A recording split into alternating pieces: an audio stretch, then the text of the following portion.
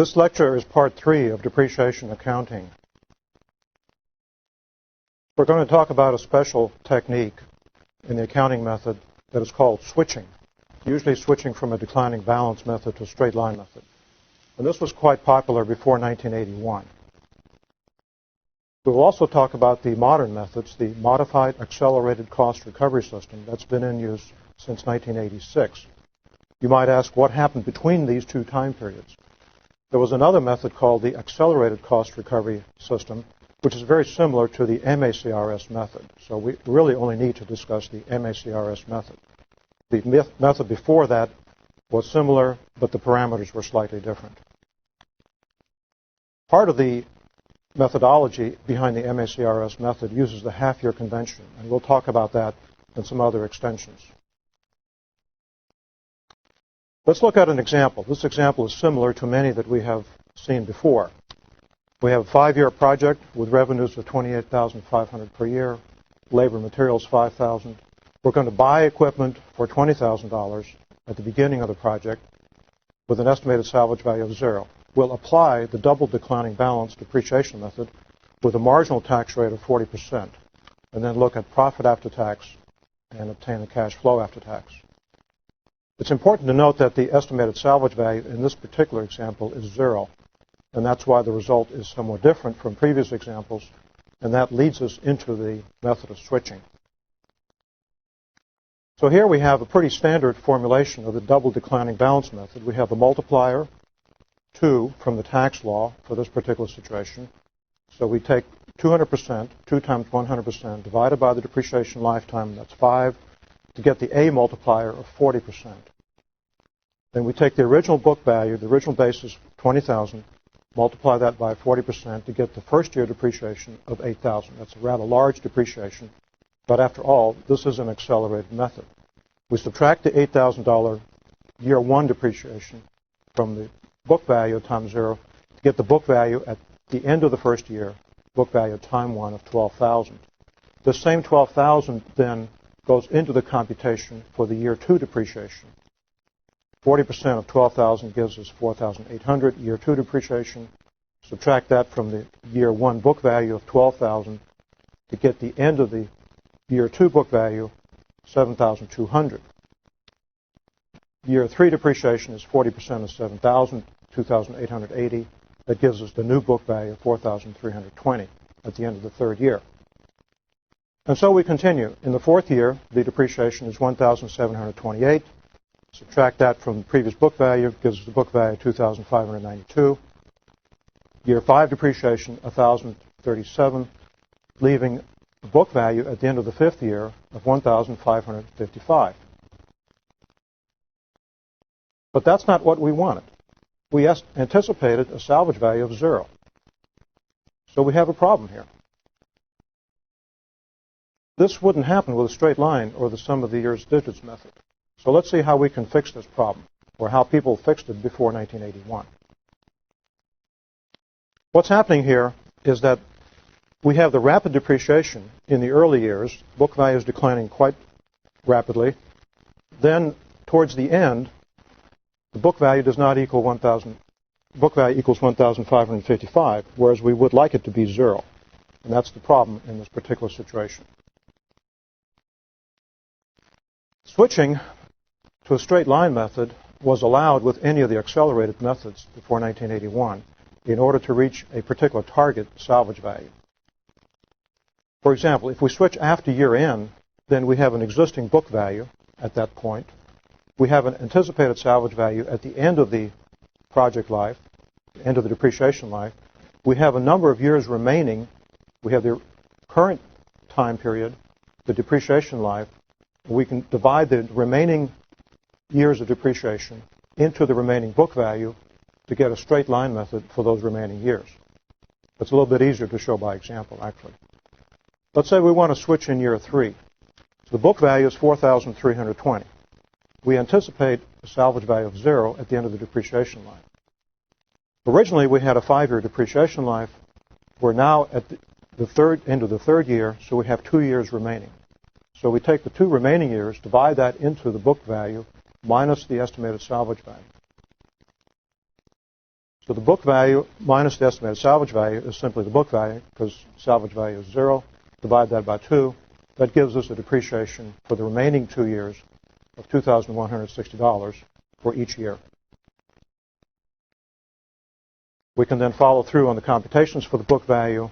Book value at the end of the year 4 is the third year book value minus the fourth year depreciation, $2,160. Then, of course, at the end of the fifth year, we reduce the book value to 0, which is what we wanted to do. The question of timing was addressed by looking at different points to switch. But since that was before 1981, it's not such a relevant issue anymore. There were methods to optimize the point of switching, but we won't cover that in this lecture. So what's happening here is that with the original method, without the switching, we saw the book value declining rapidly in the early years, but then it never really quite reached 0 because of the geometric nature of the declining balance method. However, with the switching, we did reach 0 because what's happening is in the fourth year, we're dropping the book value down to 2,320, and in the fifth year, the book value does go to 0. So the dashed line here, that's a little bit hard to see because it's very close to this other line, shows what happens with the switching method after time 3.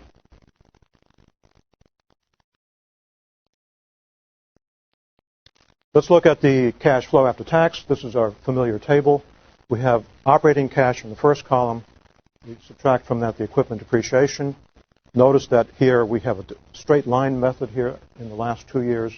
The amounts are the same, whereas in the early years we have the accelerated method that's characteristic of the declining balance method.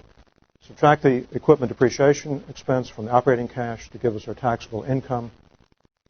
That gives us then the rest of the table with the 40% tax computation, profit after tax, cash flow after tax.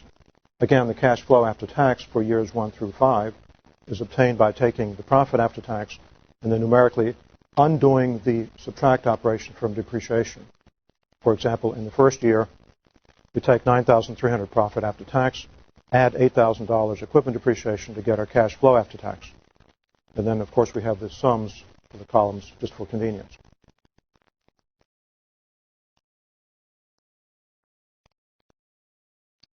Let's now look at the modern methods, the modified accelerated cost recovery system that's been in use in the United States since 1986. There are two general options within this tax law. One is called specified percentages, and generally they are derived from declining balance with switching. Most of the time it's a double declining balance method, switching to straight line at the optimal point in time. In one case, though, however, it is a 150% declining balance method with switching. This depends upon the depreciation life. Another option within the MACRS tax law is called alternate MACRS, and that's really a straight line option. There are some additional specified percentages that are based on the straight line method. Those apply to real estate properties with much longer depreciation lives. For personal property, that is property used in manufacturing, transportation, and distribution, typically we're going to apply one of these methods that's based on a declining balance method with switching. But the percentages have generally been worked out, so it's a table lookup procedure. We don't have to worry about the optimal time to switch. All that has already been done. Some other important details are that for computation, the expected salvage value is taken to be 0. The half-year convention is an important part of this, and as we mentioned, we're going to rely heavily on tables. Let's talk about the half-year convention. Here on the graph, we show symbolically the asset being bought in the middle of the first year. That's the assumption behind the half-year convention.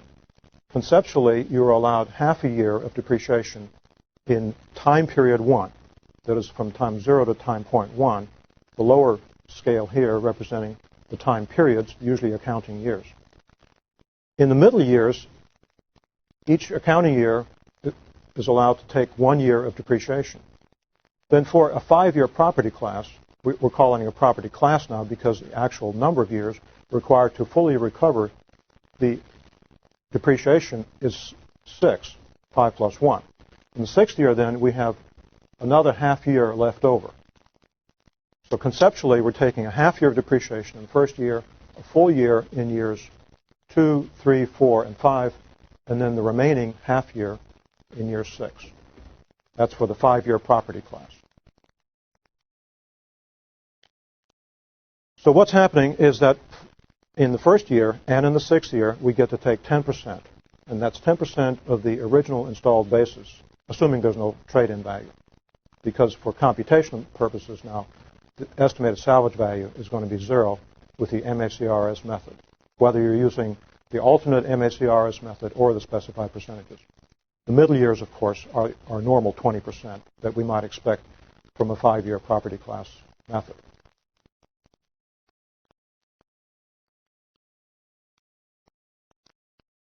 Let's look at the half-year convention as it applies to declining balance method. We're going to switch from declining balance to straight line. First, of course, the multiplier. Let's take the 5-year property class. For the 5-year property class, the multiplier is 2. That means we take 2 times 100% divided by depreciation life, 5, to get our multiplier of 40%. That's very similar to the pre-1981 method. Then in the first year, instead of taking 40% of 100% of the installed cost, the original basis, we take exactly half of that. Normally, we would, without the half-year convention, we would take 40% of the initial basis as depreciation in the first year. But because of the half-year convention, this 1/2 multiplier right in here, we only get 20%. Then the book value is 1 minus 0.2 or 0.8, 80% of the original installed basis.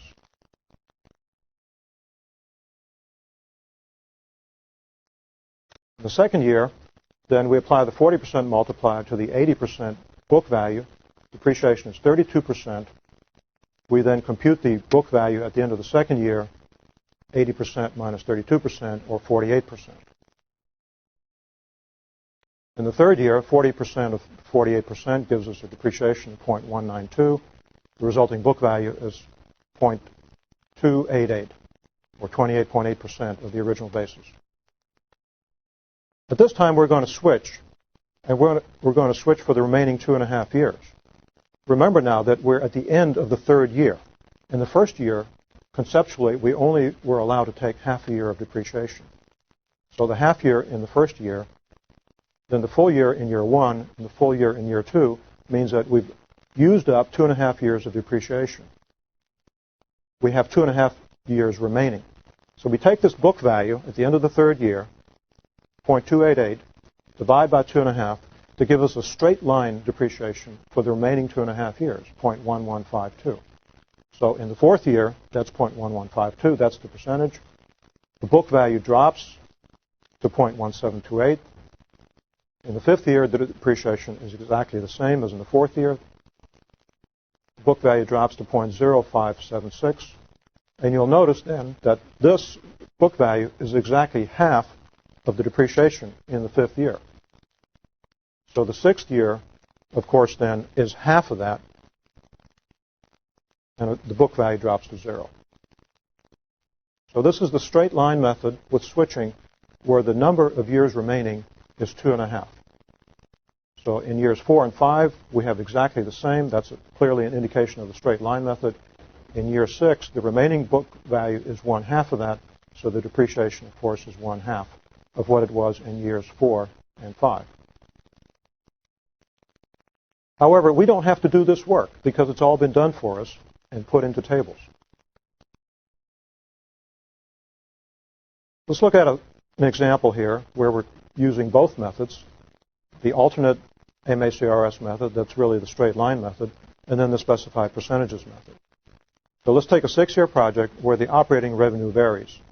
We're going to allocate $10,000 of equipment depreciation by 2 methods. So imagine that we buy something for $10,000, we use it for a number of years, and then at the end of that time period, the estimated salvage value is 0.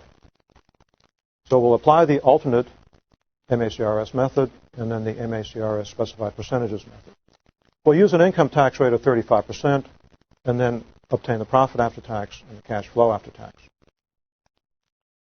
This graph shows the decline in book values for the straight line method with the half-year option.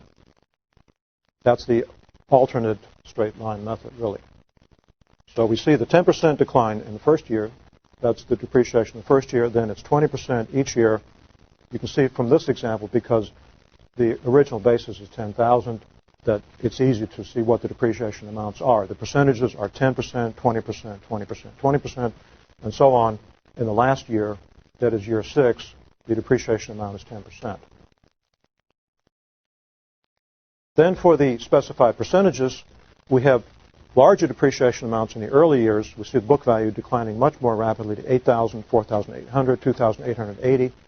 And then, of course, we have switching to the straight line so that at the end, the book value again goes to 0.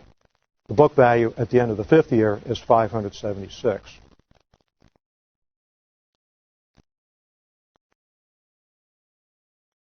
Here's the table for the straight line option with the half-year convention. We see the 10% depreciation in the first year and in the last year, and then 20% in each of the intermediate years.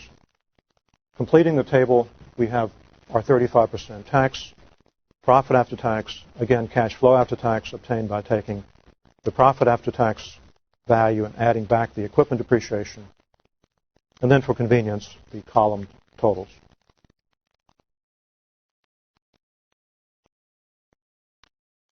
And for the specified percentages method, we have the equipment depreciation. Remember, we have an accelerated method here, so the early years have larger depreciation amounts, but in the very first year, we're only getting 1/2. Normally, we would get 40% with the pre-1981 method.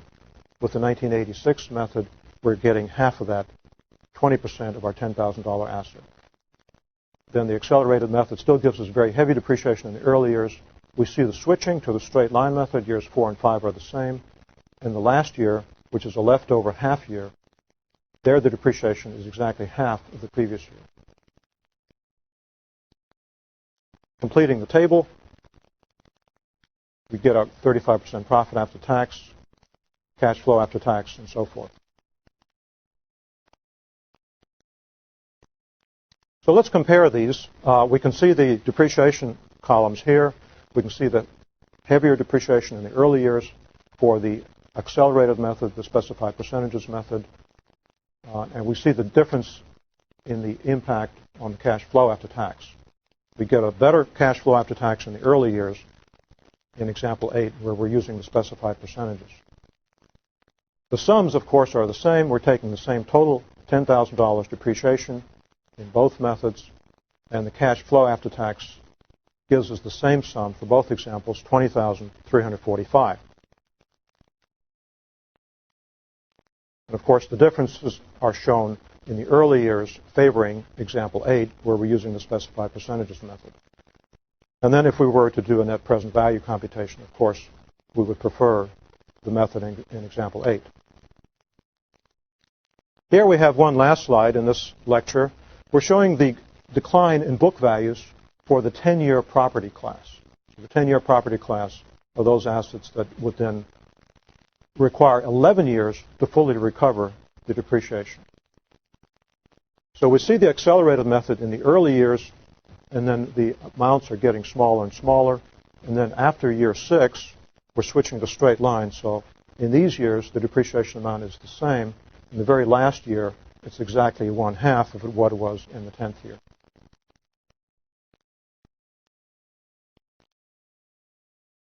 So in summary, what we have covered in this lecture is the switching method, switching of depreciation methods before 1981. Typically, this was applied to a declining balance method. And there were very elaborate methods to determine the optimal time to switch. But we really don't need to worry about that too much because we don't have that many assets that were installed before 1981 where we have to continue using that method. And then we looked at the MACRS methods in use after 1986. We mentioned that in between these two time periods, there was an accelerated cost recovery system method that's very similar to the 1986 method with slightly different parameters. With the modern method, we typically have two options. We have the specified percentages option, and we have the alternate MACRS method. That's really a straight line convention. An important point is the half-year convention which affects the depreciation in the first year and in the last year. And it also implies that if you have, let's say, a 5-year property class, it really takes you 6 years to recover the full depreciation. All of these specified percentages have been worked out, so we rely heavily on tables. We don't have to do the arithmetic that we've shown in this lecture. What we have not covered are the mid-quarter conventions, which get into more variations on the half-year convention, but we're not going to cover that in this lecture. That's covered in the textbook.